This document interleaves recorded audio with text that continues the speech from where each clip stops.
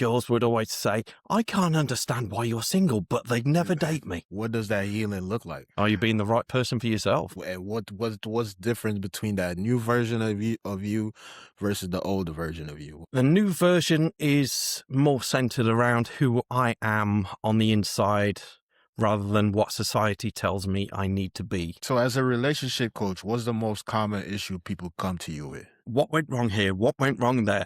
What are the common links? The same relationship, but a different face. I think that's one of the hardest things for people to do is to look at themselves. You need to fit in this box to be a good boy or a good girl. Then I'll love you. Because you usually hear, women love a bad boy. How many weddings have you been to where the bridesmaids are saying, I'm so pleased she's marrying this guy, he's such an arse. She likes the excitement of the bad boy. Yeah. But she likes the safety of the nice guy. What does ideal communication look like? Most of your clients are women. What are the problems? Well, what's women's problems? What is the issue? Why can't we get it right? You have these young men growing up feeling like every move they make is being criticized. Tell me a feeling you've ever felt that didn't get created in your body. Most people do is put these walls up to protect themselves from pain. But those are the same walls that stop the love from coming in. Oof. And they stop your love from going out. Biggest myth about compromise? That is a very good question.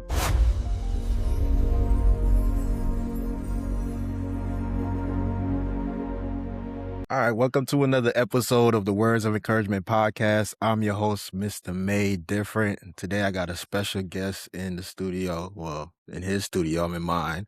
But before we get into that, I always like to ask you guys to please like this video, share this video, comment on the video, and don't forget to subscribe to the channel. Yeah, today's conversation is for the people who are successful in life but confused in love. The ones who know how to show up, commit, and try, yet still feel like relationships require more effort than they should. This is about patterns, attraction, emotional safety, and learning how to love without carrying everything on your back. My guest is a relationship coach who helps people understand why they love the way they do and how to build relationships that don't feel like work all the time. He's the founder of The Love Engineer. Please help me welcome my guest, Alan Watts, to the podcast. Thank you, Alan, for being here, man. Thank you for having me. Tell us a bit about your background before we dive into the relationship coach. Tell us a little bit about your background. The background is a very, very different industry, different world, if you like. Yeah. I grew up on a farm in the middle of England. Okay. And my family kindly sold it for us when I was 13. So my future dreams, ambitions, and a lot of my identity went with it.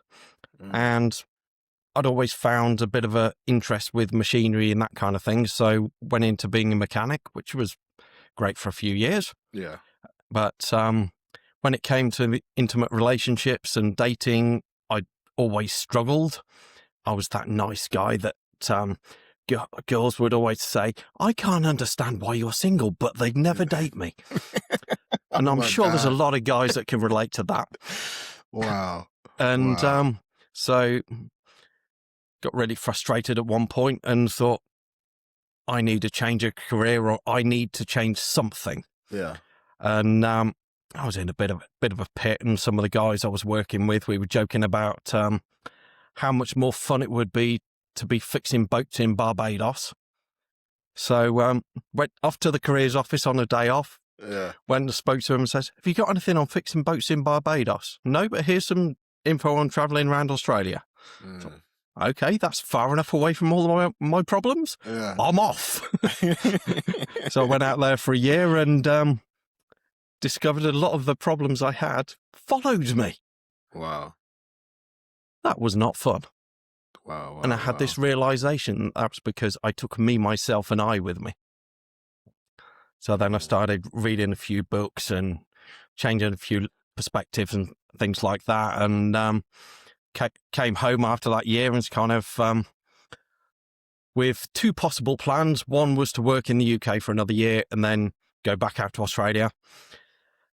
And the other one was to sort of contemplate settling down. So within 12 months, I'd bought a house, and the world of internet dating then was becoming a bit of a thing. And I'd met a couple of ladies online, and there was one that seemed to be really into me. So kind of went for it.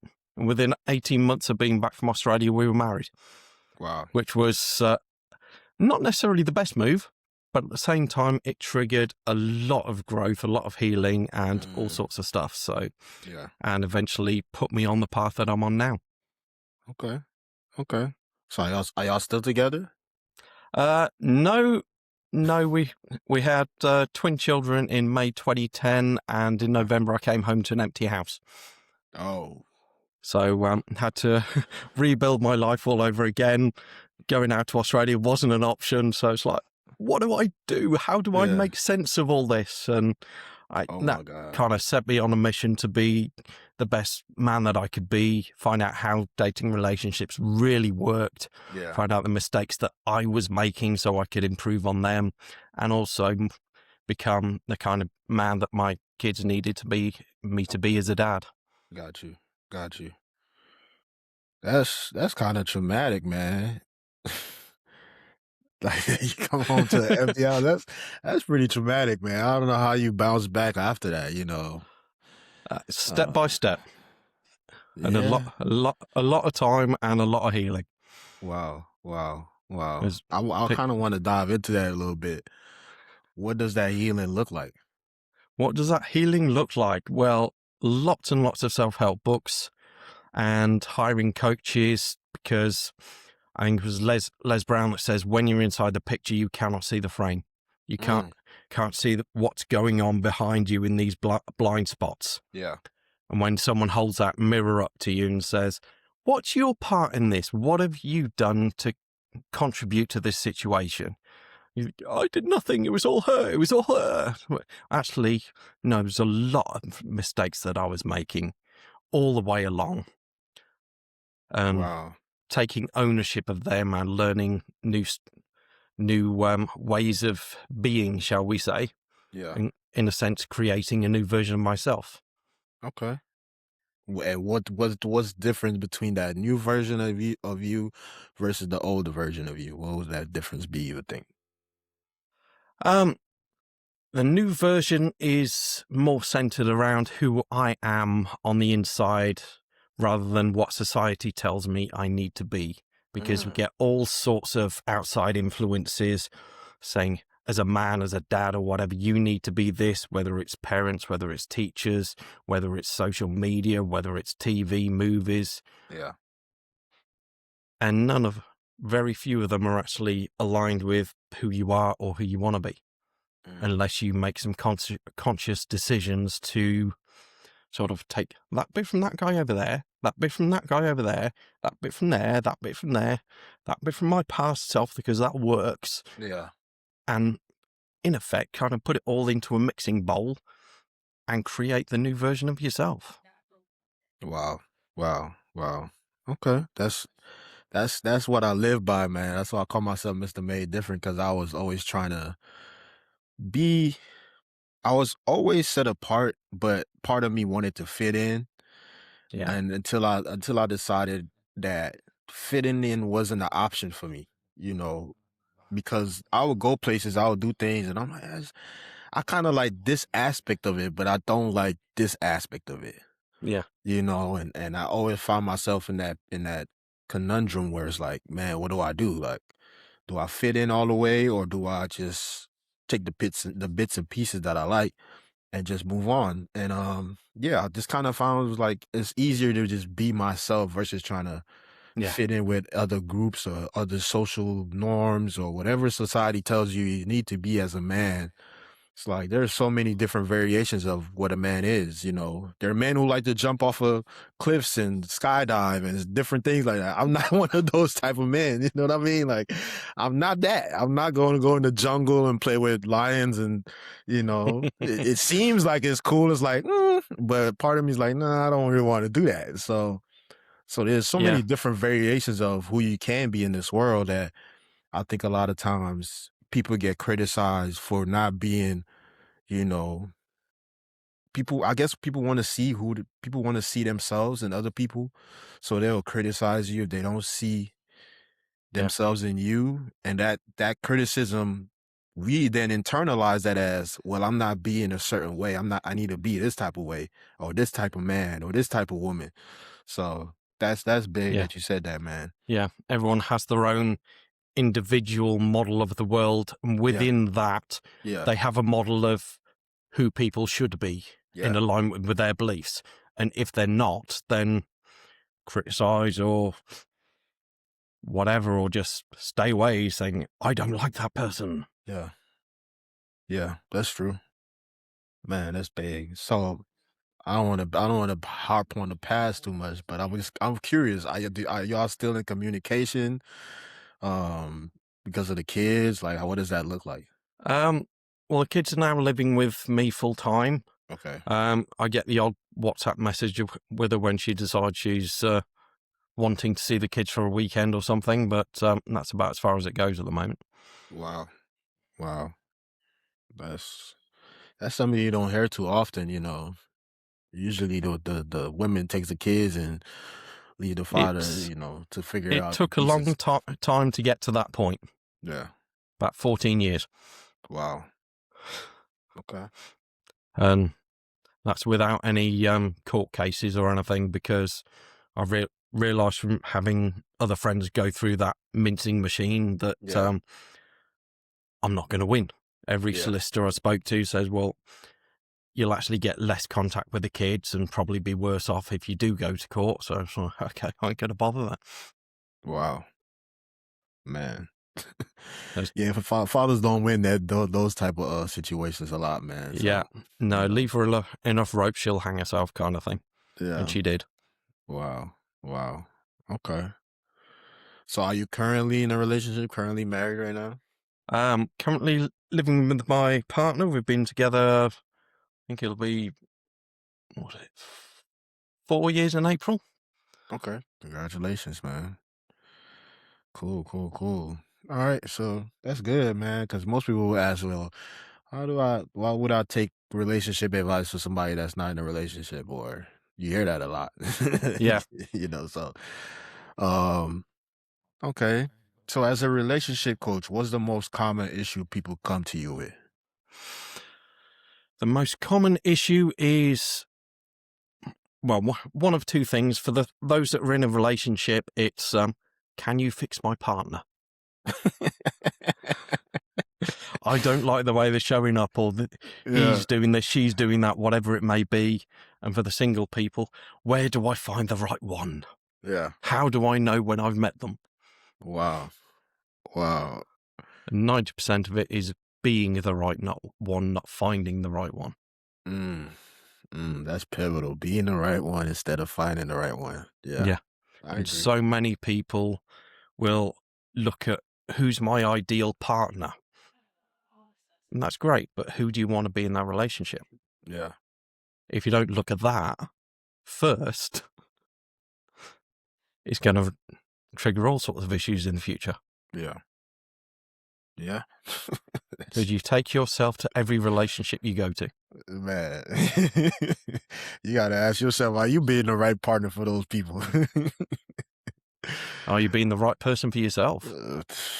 That's big. Ooh, It that's is, isn't big. it? It's a lot of conversations that a lot of people don't necessarily want to have. Yeah, yeah. Man, that's how do they respond when you ask them stuff like that? Because I know that's probably not gonna go well. They're It like, I'll discuss that next session or something. It depends on the person. Yeah. A lot of the time, I will ask uncomfortable questions, because that's the only way that you can get to the bottom of the case or to the root cause of things. Yeah. Sort of get them out of their normal patterns. Okay. I'm not here to be that supportive friend a lot of the time. That is Yeah. part of what I do, but I've Yeah. got to get past their issues. Okay. So when did you realize relationship struggles are more about patterns than people? Um, through my own journey as much as anything else, because Okay. as part of it, when I was going through all my stuff, I was kind of looked back at all my historical relationships and it's like, what went wrong here? What went wrong there? What are the common links? Yeah. Me. Wow. And you Wow. see the same repetitive cycles and the same relationship, but a different face.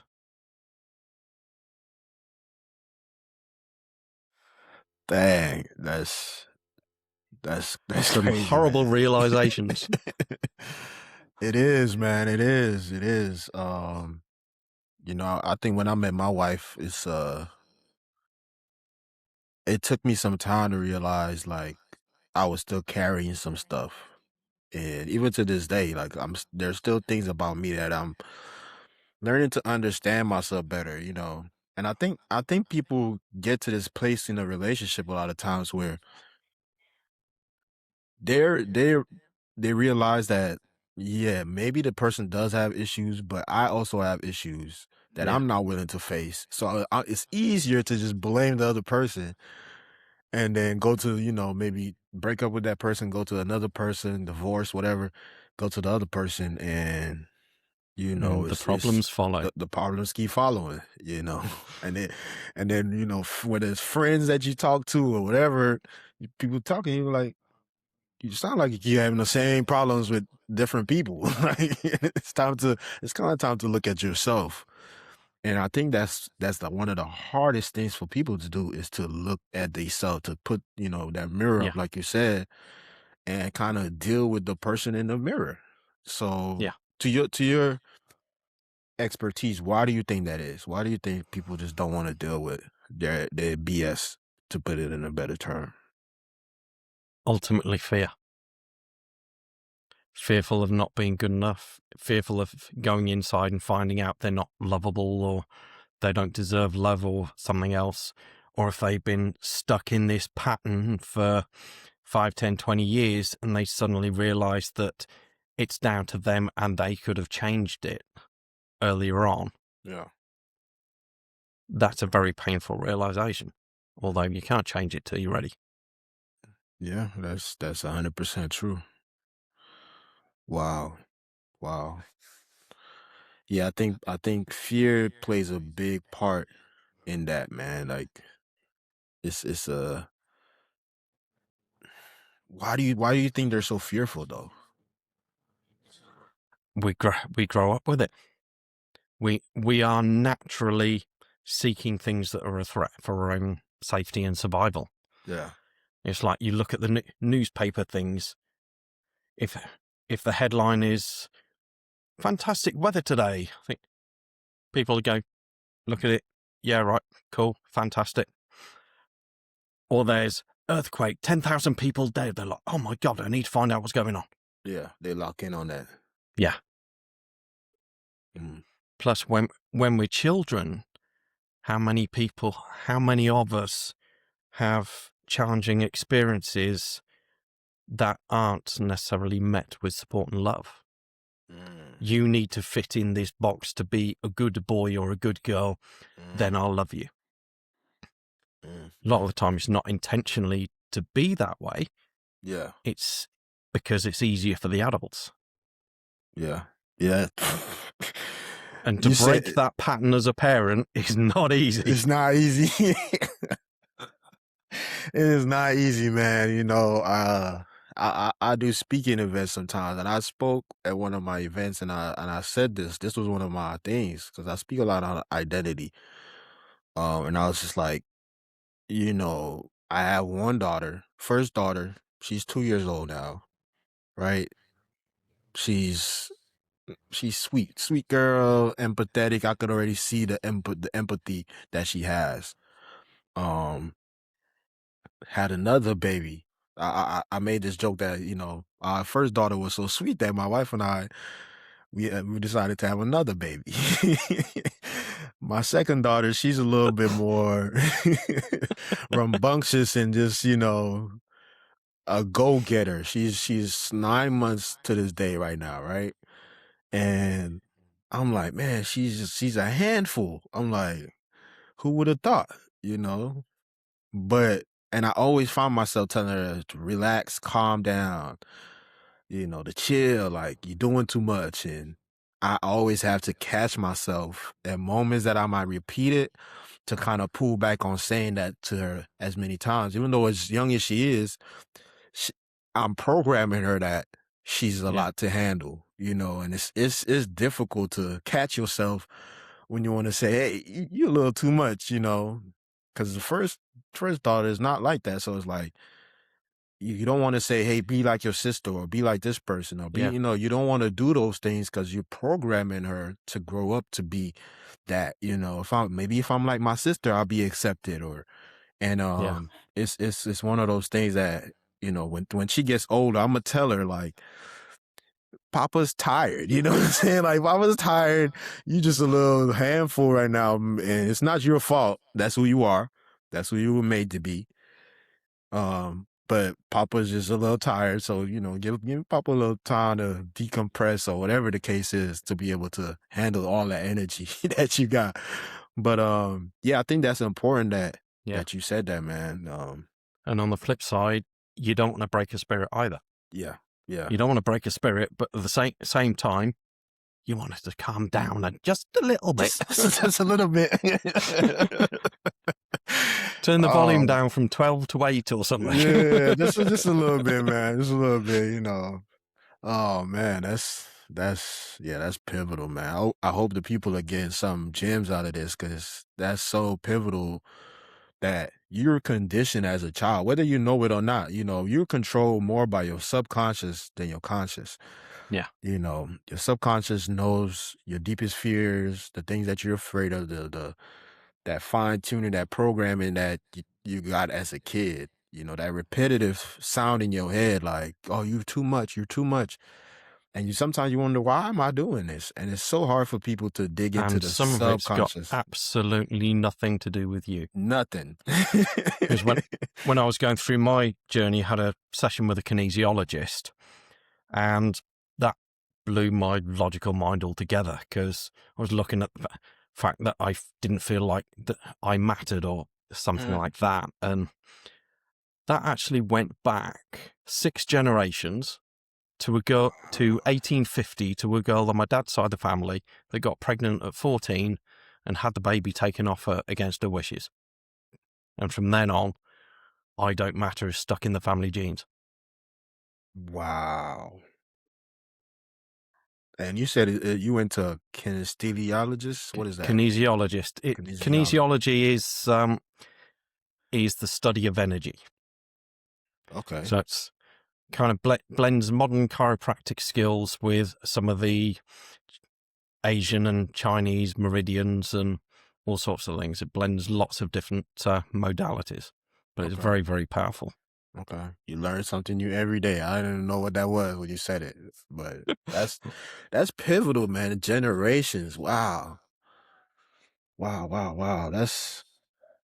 I heard that recently. I think I was watching something and the guy was telling, I think it was a girl, it's been in her, I guess, something that she said or no, something the father said while I think either the mother was pregnant or something that she was dealing with suicidal thoughts, and something her father said, maybe I think when the mother was pregnant, that stuck with her. I'm like, how does she even know that? You know what I'm saying? But it's possibly true because they say if you sing to the mother's belly, the child will pick that up. Listen, you don't always need answers. Sometimes you just need to be held up in prayer. This is a space for people who are doing the best even when it feels unseen. For the ones who are tired, hopeful, uncertain, faithful, and human, all at the same time. We come together simply to pray and encourage one another. No fixing, no spotlight, no pressure to explain your story. Just a quiet reminder that you are seen, heard, and not forgotten by. If life feels heavier than usual, you don't have to walk through it by yourself. You're welcome to join our prayer group. Just comment prayer, send a DM, or use the link provided when you're ready. Peace. Very important. So, but that's crazy that you said that. 6 generations, man. Wow. Yeah. Wow. And I thought it was just me. No. It's all of us, man. We all, they like, people keep saying they're trying to create generational wealth. You hear that a lot nowadays. Oh, I'm trying to create generational wealth. But there's generational curses that's in our families, that it just goes on, and it's up to somebody in that generation to try to break that curse and try to go back and have enough strength, enough boldness, enough, fearless to be able to say, you know what, I'm gonna deal with this so that my kids don't have to deal with it. You know what I mean? So yeah, that's big, because as a kid, I was always told to be quiet. Grown ups are talking. Don't Yeah. involve yourself in grown up conversations. So for a period of time, probably a decade or so, I just went kind of silent. I didn't have a voice. I didn't have, even if I spoke, I was kind of like shy, timid, and I'm still working through breaking that. That's why I started this podcast. I'm like, I'm gonna speak my mind. You know what I mean? I'm gonna speak up. I'm gonna speak how I feel. Because when I did, the adults they didn't really want to hear what I had to say, even though I was probably speaking something that could have helped them. They didn't want to hear my perspective. But now I'm like, no, I'm gonna speak up. I'm gonna open my mouth and say what I gotta say. So, I used to get that as well. Little children should be seen and not heard. Yeah. The empty can rattles the most, and all sorts of things like that. And so you just go, Yeah, man. And kids offer such a wonderful perspective if you have the time. If you have the patience to listen to them, they often have such a different perspective. Not saying that it's like a wiseness to kids sometimes, because they don't have all the blinders or fears that we usually have as adults. They just have like yeah, why don't you just do that? Or why don't you just, you know what I mean? Natural curiosity. Yeah, natural thing about them. And it's just like, man, like, but yeah, that's pivotal, man. Wow. So do you work just on boyfriend and girlfriend relationships, or is it like a father-daughter relationship, like, father-son, mother? Do you work on all types of relationship, or people that are just looking for love? It is predominantly the husband and wife, boyfriend and girlfriend, those kind of things. Gotcha. Obviously, when children are involved, that does have a bearing on the state of the relationship, especially when they put the children first. Yeah. Because then it becomes a dividing wedge between both the parents. Yeah. Whereas if that relationship is put first, it creates a solid foundation and a strong model for the children in the future. Yeah. Because a lot of people don't want that conversation there. No, they don't. They don't, man. And I think too, it's understanding, man, like stages and phases in life. Every season is gonna look different, Yeah. I think people go into a relationship like it's gonna be this way. And if it deviates from that way, then something must be wrong. Something, it's like, not really. When we had our second daughter, things kind of changed around here.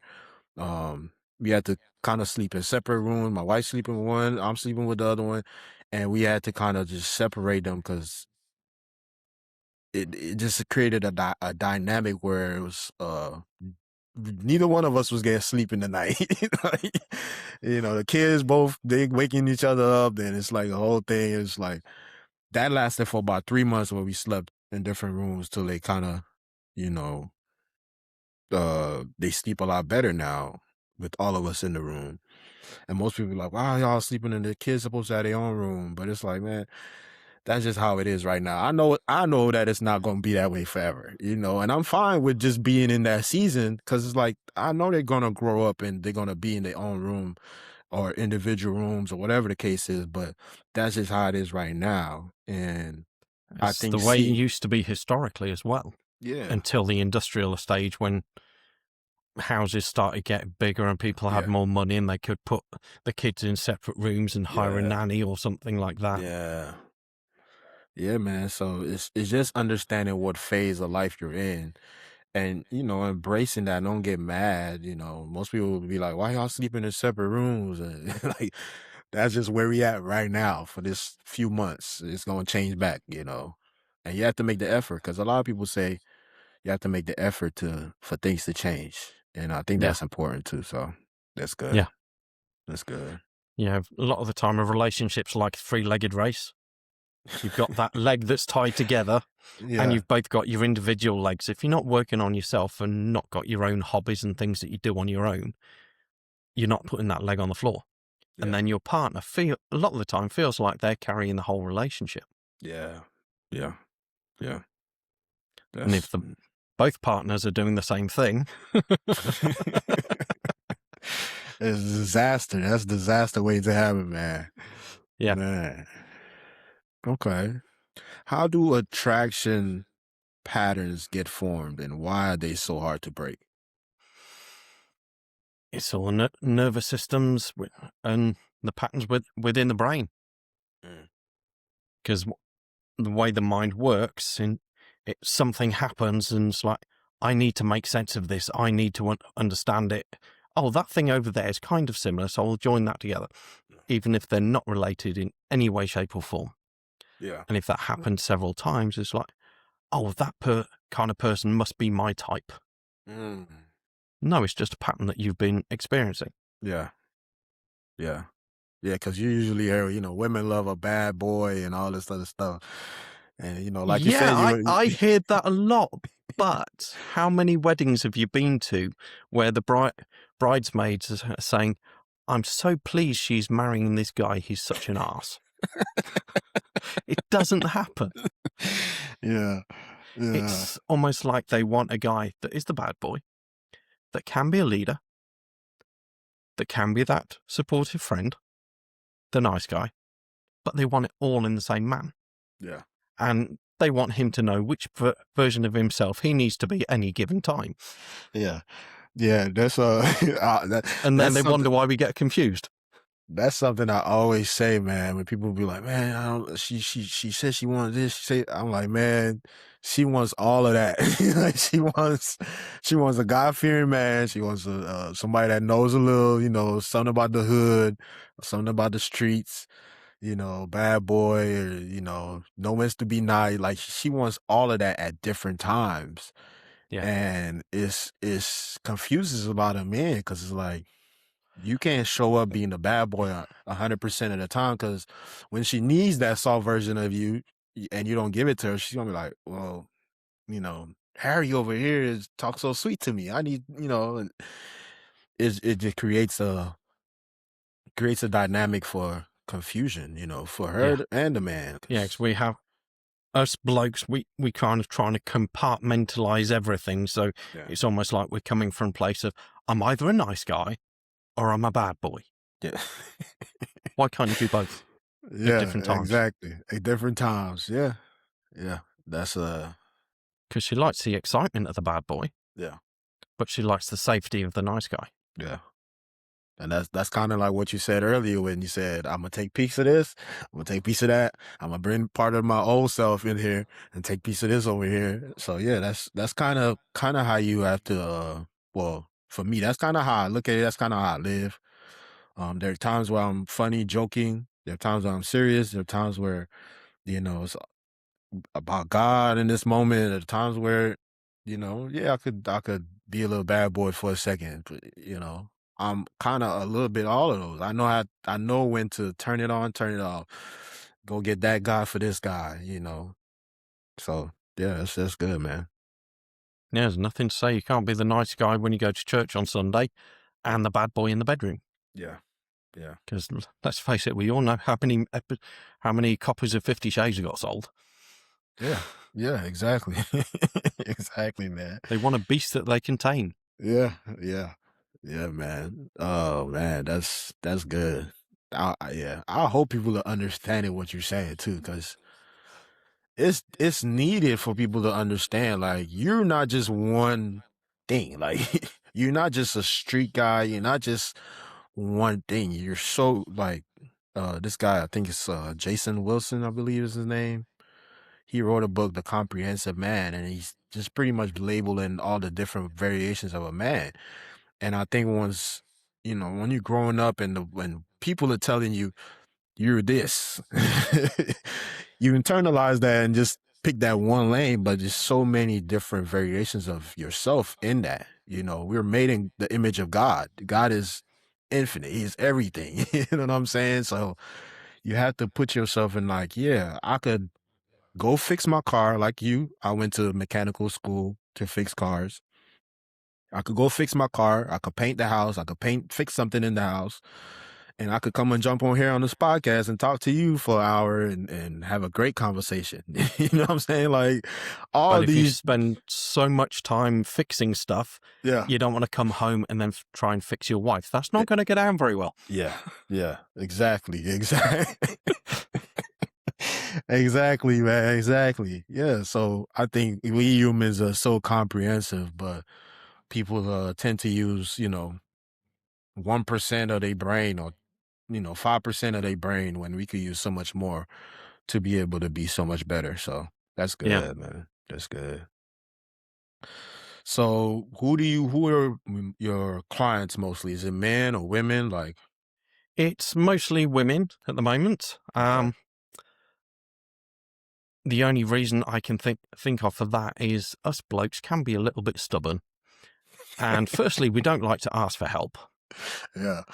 And we think that, oh, there's challenges going on right now and they'll be okay. We'll get through it. Yeah.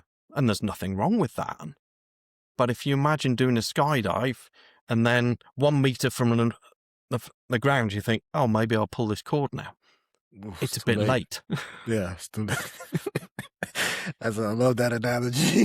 There's so many blokes that get shocked when the wife files for divorce Yeah. and then says, I'll do anything to make it work. She's been trying to get him to say that for 10 years, Yeah. but he's Wow. not been understanding what she's saying. And she's not communicating in a way that he understands. Because we both have different programming. Yeah. Yes, we're both Wow. human beings, but then an iPhone and an Android phone are both smartphones. Yeah. But you try switching from one to the other. I did that a few years ago. It took me a little time to get used to Yeah. the iPhone. So yeah, man, that's awesome. How pivotal is communication, in a relationship? It's one of the main keys of an effective relationship. Because if you can't communicate, what can you do? Mm. Eventually you're going to fall out. Yeah. And what does ideal communication look like? What works between the two people? Because ultimately, if you've got somebody that's English like me and somebody that's Chinese like my kid's mother, communication becomes very, very challenging. Yeah. And that's just trying to speak without all the complexities of intimate relationships. Yeah. Man, you're funny, man. So we'd go and have lunch with my mother on a Sunday, and Mum and her would have a conversation for about an hour or something. Yeah. Then in the car on the way home, she'd look at me and say, "What did your mum say?" It's like, at which point you were listening? I wasn't even in the conversation. Yeah. Man, wow. Yeah, so yeah, you're right. Because my wife and I had to learn her communication style. She had to learn mine. I think a lot of times people are so surface level that they never really know who the person really is or understand who the person is, right? Yeah. They don't, like you said, they don't even know who they are. So You don't even know who you are. You're not even gonna understand the depths of who the person that you're dating.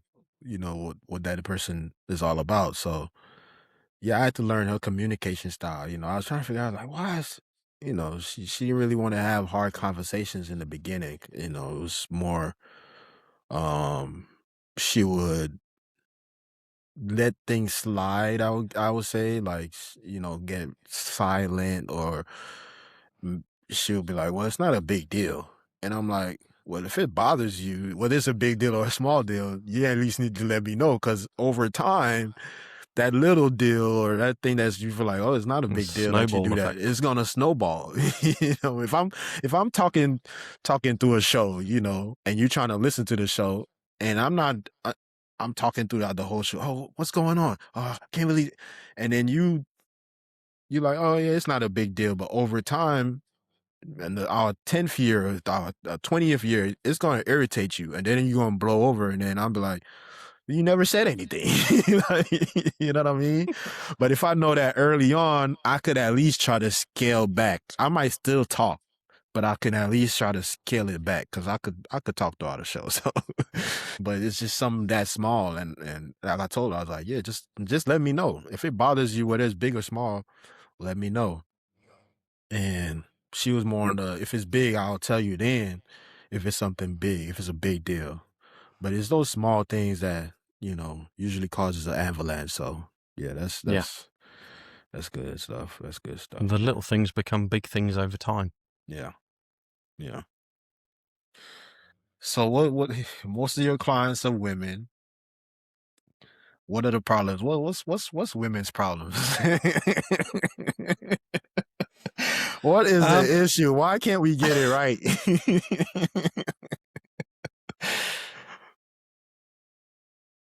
How do I put it without in a way that isn't going to upset a lot of people? It's So if you- okay. They could be upset. It's okay. If you This is imagine- about healing, so Imagine driving along and you get that light on the dashboard, yeah, whether it's a check engine light or anything else, but that light's there.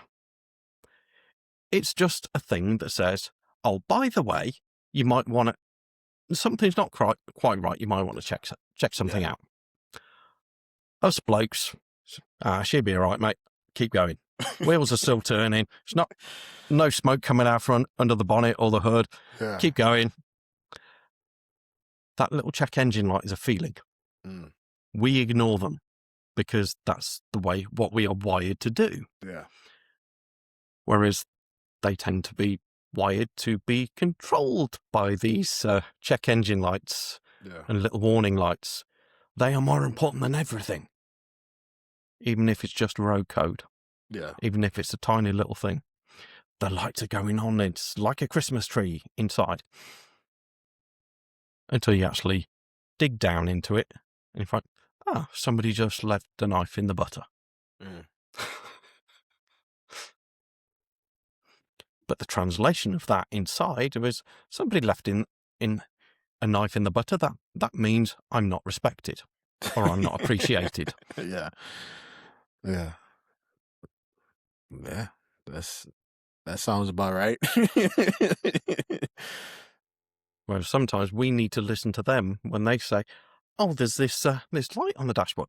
Yeah, well, let's go and have a look at that. Yeah, I might want to put some oil in it. Because I a lot of times when I hear, like I'm in different Bible studies and we call it life groups, but we read different books, whether it's about the Bible or, just a book that's centered around Bibles stuff. And I hear they describe a man and I hear they describe a woman. I'm like, man, that sound like me. Like, do I have female tendencies about myself? Like, because There is a reason for that. Yeah. If you consider a magnet has a north and a south pole, Okay. if someone gives you say I'll give you that magnet and say, is it north or south? Yeah. You're going to turn around and say, well, don't be so bloody stupid. It's both. And we have both masculine and feminine energies within us. Yeah. Yes, one might be more prominent or more dominant. And the interesting thing is, there's that saying opposites attract. Yeah. Those opposing energies attract. the masculine attracts the feminine and the feminine attracts the masculine. But if we show up in the wrong energy all of the time, we're going to be attracting somebody that's not a match. Yeah. Just to add more confusion to this area of life, we also like people like ourselves. That is true. We like people with like values, Yeah. similar interests. If we can have those like values and interests with somebody of the opposite energy, the relationship gets a lot more easier. It's passion. The passion is there. The connection is there. The attraction is there. And because you've got like values, you've got things in common that you can start to work with on a step-by-step to make it stronger. Yeah. Yeah, that is true. That is true, man. Because I show up, I'm very empathetic. I think that's what my first thought gets it from. I'm very empathetic. So I could feel people's energy without them saying something to me. I could feel when that energy changes. And for my wife, she's, she grew up in Los Angeles, the heart of the city. I grew up on the island of St. Lucia, two different ends of the world. But when she met me, like the way I carry myself, I don't carry myself like a very empathetic person, I would say. Most people would be like, you walk like so confident in yourself, and I don't know, maybe that's what I exude. But sometimes I'm in there like, oh man, I hope I'm doing this right. I hope I'm doing that right. Your brain is like running 100 miles a minute, trying to make sure you're showing up a certain way in the world. And, under all of that, it's like my body is just calm. People always be like, when I'm on stage, people like, you just got a zen about you. And I'm just like, if you know how I feel right now, you wouldn't even say that. You know what I mean? Because it's like, I don't know where that comes from, but I'm just, it's just part of who I am. Like I said, I can fix a car, paint a house, and have a conversation all in the same day. These are all three different types of people showing up in the same day. The guy that's fixing the car, it's a different part of my brain than the guy that's painting the house. You might be like, well, it's both kind of labor intensive. Painting the house is like meditation. Like fixing the car is different. Building woodworking or whatever, it's a lot of math. It's a lot of, it's just different parts of the brain that I'm using. And having a conversation with you or my kids or whatever, that's very deep conversation. It's a different part of my brain. Like, so I'm constantly just, changing form throughout the day. So when I show up in my relationship, I could go from real soft to real stern, or sometimes people like submissive. I could be submissive. She could be submissive. Like it just flows that way, easy. That's just how I show up in the world. It's not, I feel sorry for the people that show up only one way, because it's like you just show up that way all the time. Like you don't ever like, this is how you show up to for yourself. This is how you show up for other people. This is how you show up for, to God. Like you show up the same way all the time. And it's like, I just don't feel like that's I won't say I don't feel like it's the right way to live. I just think like you're not maximizing your potential. I'll put it like that. Yeah, it's almost like rowing a boat down the river of life. You got the aura of masculinity on one side and the aura of femininity on the other. Yeah. Only when you use both do you go in a straight line. Yeah. But if you only ever use the one, you just go around in circles. Man, and I've never seen a straight river yet. Sometimes you need more masculine energy, other times you need more feminine. Yeah. That's why I find it so funny, a lot of these women now, they say, well, if he does this, it's a turnoff, or that's gay, or that's whatever. And it's like, But I do that. Like, they make everything gay now. It's like, man, you eat a banana and you don't break it off. It's like, oh, that's gay. It's like, are we serious at this point? It's like people, like society is just, let's not even go there. But I think society is just crazy right now. But Oh, yes. that's typically what happens. And now you have these young men growing up feeling like every move they make is being criticized. Because it That, is. or the young women too, every move they make is criticized by young men. And it's like, that's not how we supposed to show up in the world. No. You're supposed to learn from the other person. You know what I'm saying? Like, you're supposed to learn about yourself from the other person. You know what I mean? And whether that person, and it's not even necessarily what they say that you're supposed to learn, is how you feel when certain things happen. Like somebody does something to you or do something around you, and then that tells you like, oh, how did I internalize that? Yeah. It's not necessarily what they say all the time. It's just sometimes what they do, or like you said, if you leave your shoes by the door or whatever the case is, and you take that as an insult, it's not really an insult towards you. It's just that person might just not be thinking about that, but you like internalize it as disrespect or whatever the case is. It's like, that says more about you, not You necessarily made the me person. feel. Yeah. But here's the interesting thing. Another thing people don't want to talk about. Tell me a feeling you've ever felt that didn't get created in your body. Oof. We do it to ourselves. Yeah. Oh man. Yeah. We cause a lot of our own stress a lot of times, our We do. own anxiety. Man. Yeah, that's good. That's good stuff. That's good stuff. Okay. So when you point that mirror up to these women, how do they internalize that moment, or and what is the success rate, I guess you would say, with them, doing better or being better?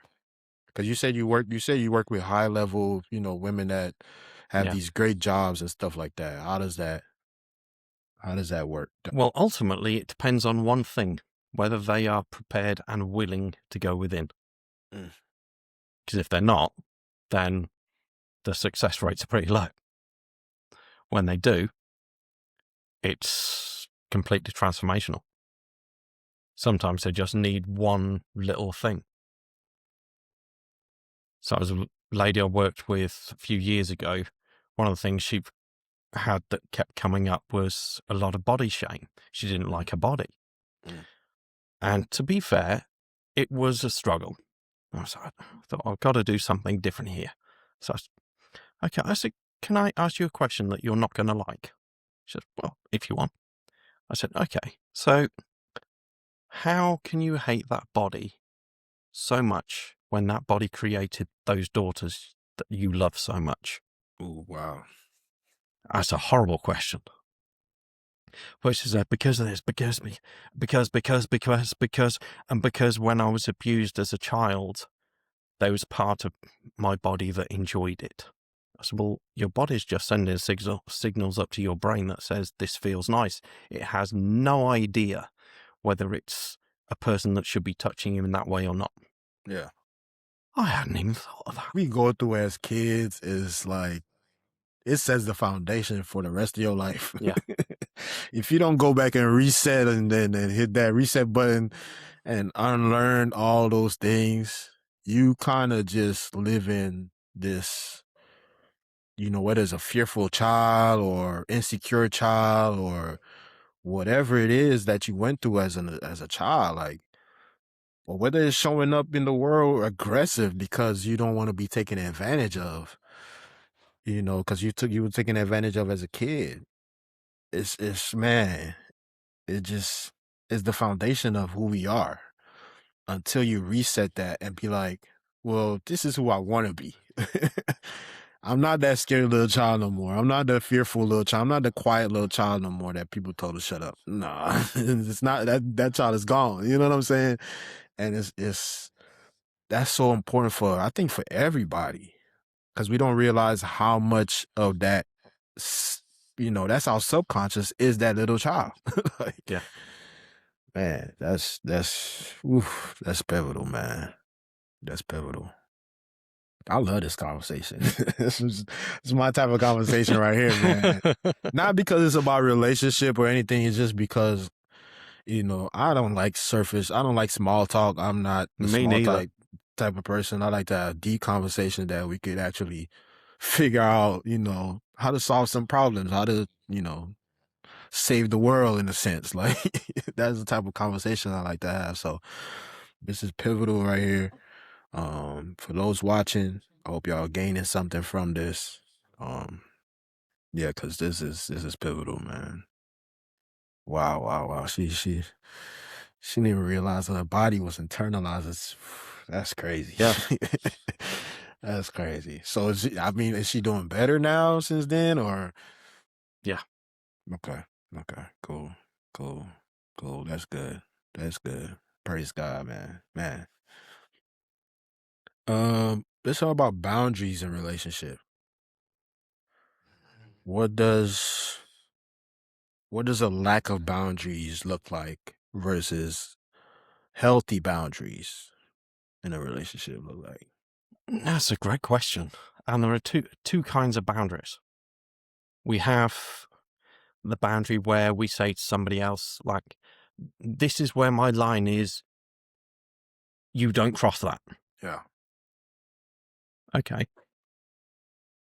But what do we do when that person gets close to that boundary? If we're saying putting all the responsibility onto them, a great example is between a parent and child in a lift or an elevator, and the child's trying to press all the buttons because it's fun. Imagine the Empire State Building and having to stop at every floor because the kid's pressed every single button. Say, no, stop doing this, please. And they keep doing it. You can say, stop doing that all you like. If it's fun, they're going to keep doing it. Yeah. But when you put a proper boundary in them, take responsibility for it, and stand in front of those buttons so that the child can't press them, that is an effective boundary. Because you're actually taking responsibility for your own boundaries instead of putting everything onto them. When you put everything onto somebody else, you're giving all your power away. Wow. So how does one protect their boundaries, or how does, instead of when you put this, people say I put a wall up, like, and it feel like people still getting past the wall. Like, it's like, man, come on, like you're not doing anything to effectively protect your boundary. Yeah. Right. But what most people do is put these walls up to protect themselves from pain. But those are the same walls that stop the love from coming in. Oof. And they stop your love from going out. Oof. Man. So if you must have those walls there, at least put a window there so you can see out. See, actually, life isn't that bad all the time. Yeah. Wow. Little boy preaching today. Yeah, so how do I protect my boundaries? Okay, I got this boundary. I don't like people, leave shoes in the middle of the house. How do I protect that? Or whatever the case is. Like, a lot of it comes down to communication. You say, look, here is the shoe rack, and this is where these go. And the consequences of not doing so are this. And then you've got to stand up and actually follow through those consequences. Yeah, because I think of, if you say, well, one of my boundaries is I don't like people calling me late at night, but you leave your phone, the ring on, the light. That's on you, mate. The ringer is loud, and it's like, man, I told y'all don't call me. You could put your phone on do not disturb. You know what I mean? Yeah. So you gotta protect your own boundaries a lot of times, because boundaries are meant to be broken. Like, rules are meant to be broken. That's what they're there for. Like, if they weren't meant to be broken, there wouldn't be no rules. You know what I mean? So, I think like you said, you have to protect your own rules, your own boundaries, because they're gonna take advantage of it, especially if they can. And a lot of times, like I said, I don't think people think about. I want to frame this the right way. People are not necessarily thinking about what you're thinking about. No, not at all. You know what I mean? Like, so you might have this thing about, oh, I don't want people to call me at a certain time, or leaving your shoes, or leaving a knife in the butter, whatever the case is. And a lot of times people are not thinking about that. You know, they just going on Mm. with their life like it's about nobody's And business, and interrupting yours, and you spaz on them or you go crazy on them, and you like start cussing them out or whatever the case is. It's like, where's this coming from? And then the other thing you can do with things like the shoes left all over the house, you can actually go into yourself and say, why is this such a big problem? It's only a pair of shoes. Yeah. What am I triggering within myself when it happens? Yeah. Yeah. Oh yeah, when I was a kid and I did that, I got my ass kicked. I don't want my kids to experience that.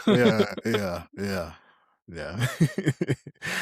Man, that's yeah, because you know, people could, and that could be internalized two ways, right? You could be like, well, that happened to me as a kid. Nah, I could leave my shoes wherever I want. I got my ass whooped when I was a kid, leaving my shoes in the middle of the floor. Now I'm grown. Nobody's gonna do it. Now I could do it to other people. Yeah, And it's or you had my the house, person my rules. exactly, or you had the person that's like internalizing, like, oh, I'm gonna put my shoes in place, like, and they have this OCD thing about them, Yeah. like, you know, so it could go either way.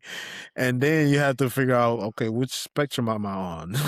Like, so yeah, man, that's good stuff. That's good stuff, man.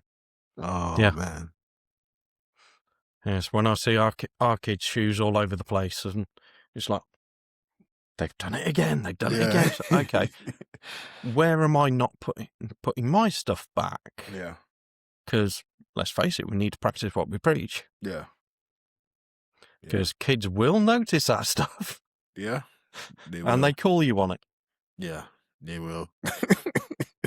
Do as I say, not as I do, never works. Never works, man. Never works. That's like one of the worst principles people came up with. Like, it just never works. I see my daughter now. Like, I'll stand a certain way, she stands a certain way. You know, I was getting ready for this podcast. I put my chain on. I see her doing. She ain't had no chain, but she's doing she's doing the same mannerisms, and it's like she's just picking up on my movement. She's seeing what I'm doing and doing the same things. Yeah. I could tell her, you don't have no chain. What are you doing? She won't internalize it like that. She's like, I'm doing what you're doing. Yeah. Mirroring and matching. Yeah. So Trying to connect with my dad. exactly, man. That's important. That's important. You got to be the example that you want to see in the world. You know, that's kind of one thing I try my best to set out. It's not just speaking, but actually being the example I want to see in the world. You know, there's a lot of things I had to change about myself. Once I realized my wife was pregnant, I was like, man, I gotta change. I gotta stop smoking. I gotta stop going, drinking and partying the way I used to, and all the stuff. I was like, I don't want them to think that's normal because they see me doing it. So I have to cut it off. I could tell them, don't do it till I'm blue in the face. That's not gonna work, Yeah. So yeah, it's certain, and it's crazy because certain things I see my grandmother do, I was doing. I didn't even internalize it until I was trying to stop doing what I was doing. I was like, man, I grew up seeing this. Like, I grew up seeing her, take a little sip of drink throughout the day, and I'm like over here kind of doing the same thing. And I'm just like, oh man, I don't want to keep carry that to the next generation, So they don't see me do it. They can't say, "Oh, I see." They might pick it up from somebody else, but it's my job to try to protect their eyelids Yeah. and create that boundary for them till they get old enough to have their own boundaries. So yeah, that's good. Good stuff. Good stuff. What is the biggest myth about compromise in modern relationships today? Biggest myth about compromise? That is a very good question. And I think there's a lot of people that think, oh, compromising is, okay, I'll give you what you want. Or if we're compromising, you'll give me what I want. Yeah. Rather than actually, how can we work together to create something that works for both of us? It might be on opposite sides of the river at the time, but if we stand on solid foundation and build the bridge together, then we find a stronger connection Yeah. and a way forward. Whereas if we're too wrapped up in ourselves, we only see our way. And we've got that one leg up in the air when doing the 3-legged race. Yeah. Yeah, I think that's a big myth, man. It's like, oh, if I'm compromising, I'm losing everything, or the other person's gaining the other person's getting what they want. I'm not getting what I want, and that's not really compromise. You know, No. I forgot the word for it, but that's not compromise. That's you, I guess, submitting to the other person in a sense. But it's like, there are times when the thing I want to do and the thing my wife want to do is on two different sides. So we're like trying to figure out, okay, where can we meet in the middle of all of that? You know, Yeah. I If get we're maybe doing go ahead. if we're doing your thing tonight, that's cool. Yeah, And we can do my thing tomorrow or next week. yeah, yeah, yeah. And that's all it is, man. It's like, I think anybody's gonna get frustrated if something is always going the other person's way and never their way, or vice versa. Like, that's just normal. It's gonna come to a point where it's like, nah, this is not. I want to leave. Yeah. So And that's a result of not keeping those boundaries. yeah, yeah.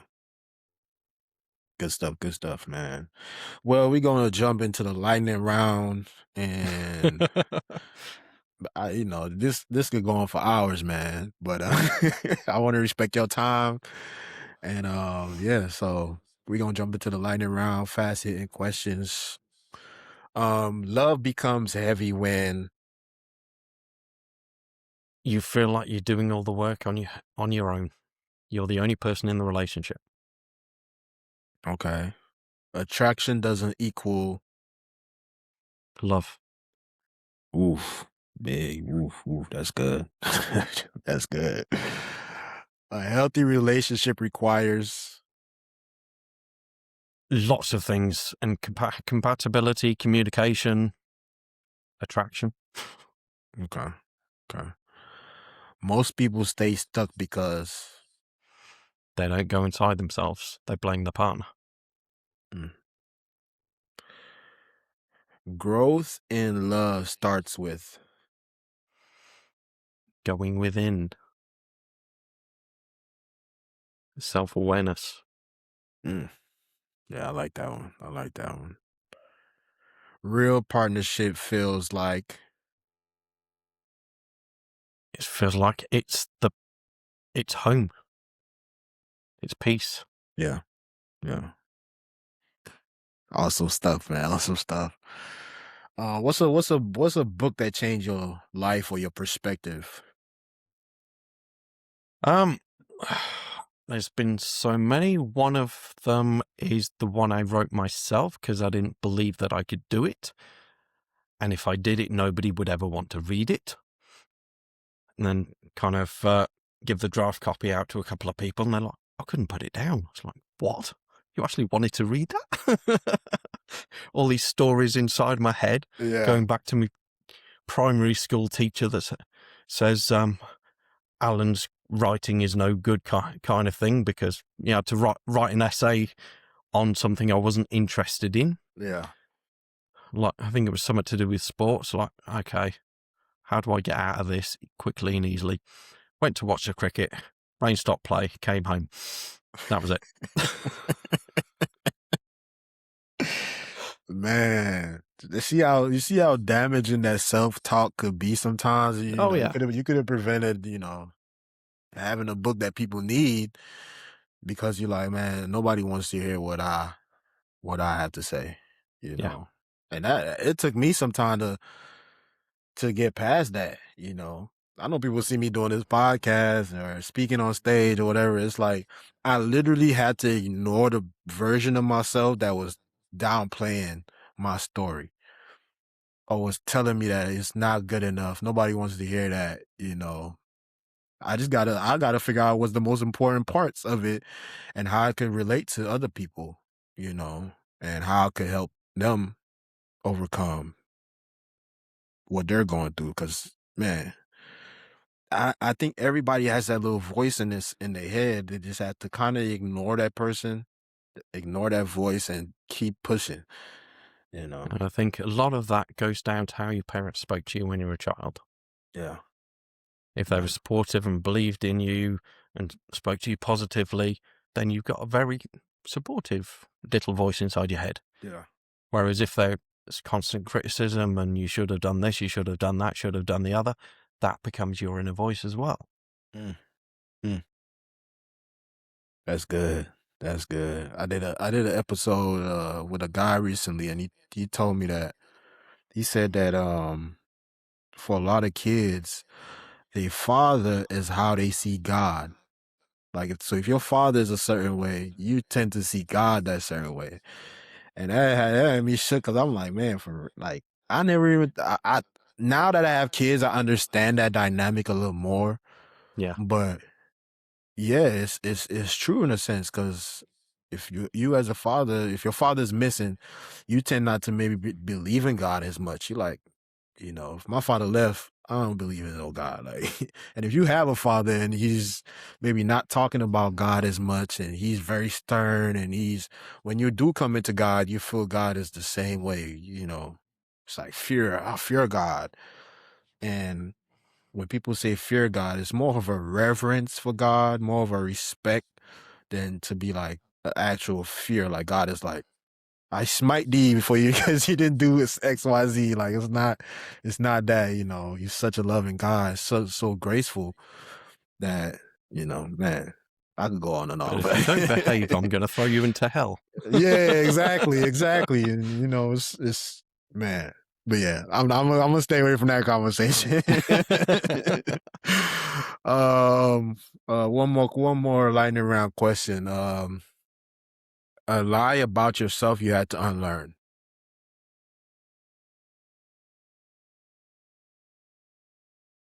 There's plenty of those. Which is the biggest one? We'll go with I'm not lovable. Oof. Wow.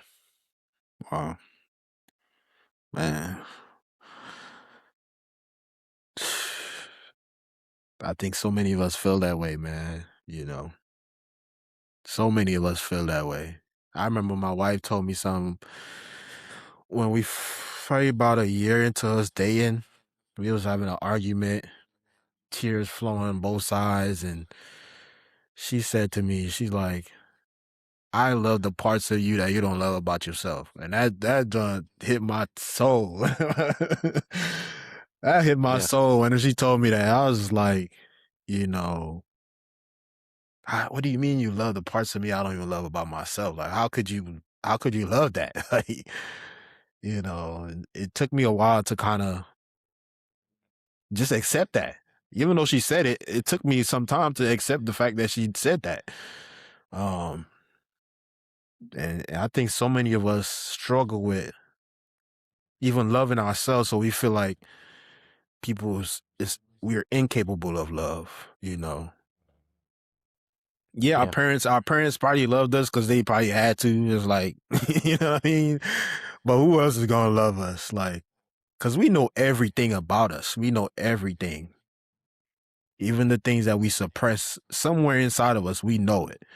We just don't, we choose to not deal with it, but we still know, so man, that's The just such an trouble is, awesome.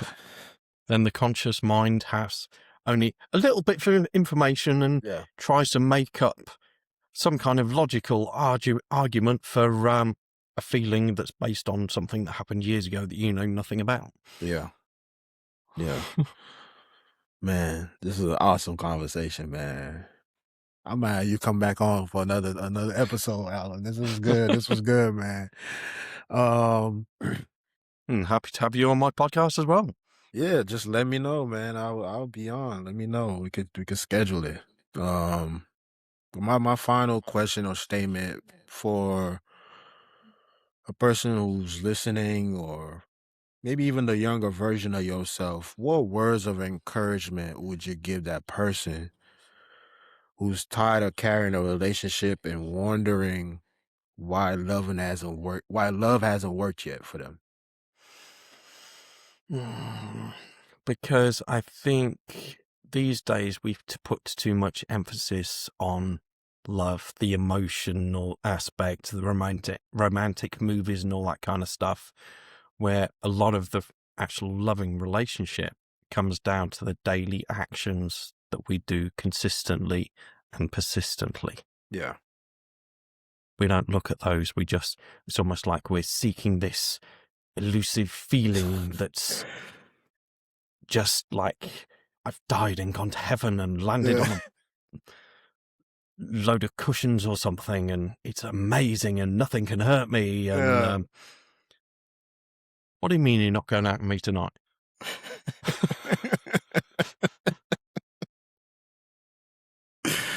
That's good, man. That's good. Yeah, the movies, man. Television programming is real, man. Oh yeah, yeah. So you got on one hand you've got all the romantic stuff, and then on the other hand you got all the porn and erotic stuff, where reality is going to be somewhere in the middle. Yeah, the mundane, the stuff that's just it's just boring. Like it's like 90% of the time it's just boring. Y'all just in the house, yelling from one room to the other. What do you want for dinner tonight? Yeah, trying to figure it out. It's. I mean, even my wife said this is recent, like today, a couple hours. She's like, "Man, I just want to be able to just have the food. I'm tired of trying to figure out what to eat." And I'm like, me too. We're trying to figure out what to make, and we see all these things on social media, people making dishes. Like, I don't even want to do all of that. Can y'all just make it for me and I'll pick it up? You know what I mean? So that's the part of relationships people just like, we don't really show that on social media. We see highlights of things and think that's what it's supposed to be all the time, because we're giving that to ourselves all the time by scrolling on the phone all the time. Like, and that's not reality. Put the good bits on there. Yeah. So give the phone a break, give Instagram, TikTok a break, man. Get back to reality. Lift your head up, look around you, and instead be of in the room with your partner. Be in the room with your partner, man. Alan, awesome episode, my brother. Thank you so much. Please tell the people where to find you. Easiest place is my website, which is theloveengineer.rocks, and I'm also on LinkedIn, social media, Spotify. My podcast is Relationship Revolutions, because let's face it, that area of life needs a blooming revolution. Yeah. Oh man, awesome stuff, man.